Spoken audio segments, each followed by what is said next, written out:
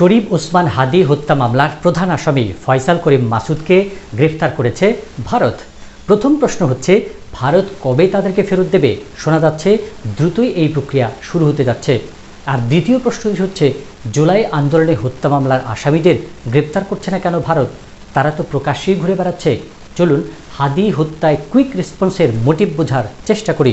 ভারত কি বাংলাদেশের সাথে বন্ধুসুলভ আচরণ করা শুরু করলো, যে কারণে দ্রুতই গ্রেপ্তার হলো হাদির হত্যার আসামি? নাকি অন্য কোনো ব্যাপার আছে এই ঘটনায়? এমন প্রশ্ন উঠতেই পারে। রোববার ভারতের পশ্চিমবঙ্গ পুলিশ বনগাঁও সীমান্ত থেকে তাদেরকে গ্রেপ্তার করে। এখন কথা হচ্ছে, হাদি হত্যায় জড়িতদের গ্রেপ্তার কি স্বাভাবিক প্রক্রিয়ায় আন্তরিকতার ভিত্তিতে?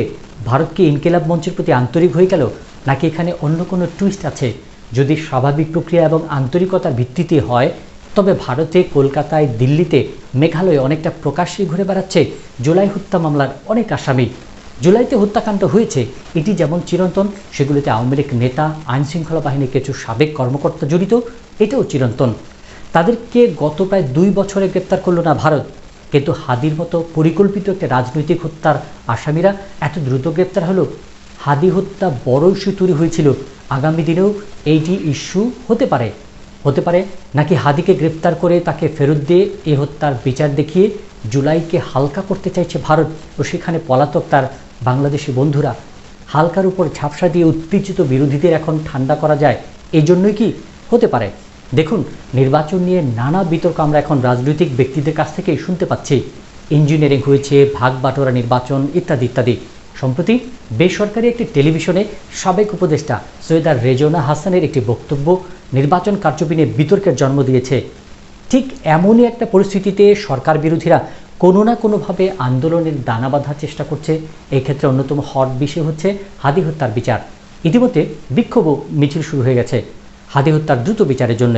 সুতরাং এটা নিয়ে যাতে নতুন করে সরকারকে চাপে পড়তে না হয় বা ইস্যু তৈরি না হয় বড় ধরনের কোনো, এ কারণে বিরোধীদের সে কারণে হয়তো নতুন বন্ধু হিসেবে বর্তমান সরকারকে সহযোগিতায় হাত বাড়িয়েছে ভারত।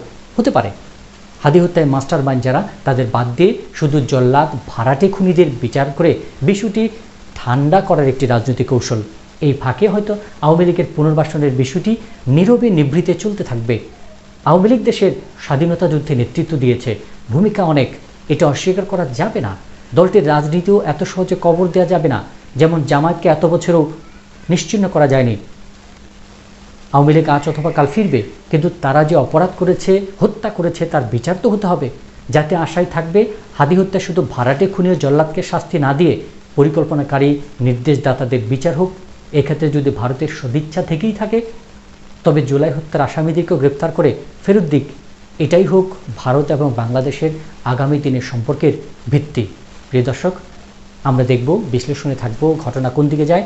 ভালো থাকবেন, দেখা হবে এইরকমই কোনো একটি বিষয়ে অন্য কোনো দিন। ধন্যবাদ।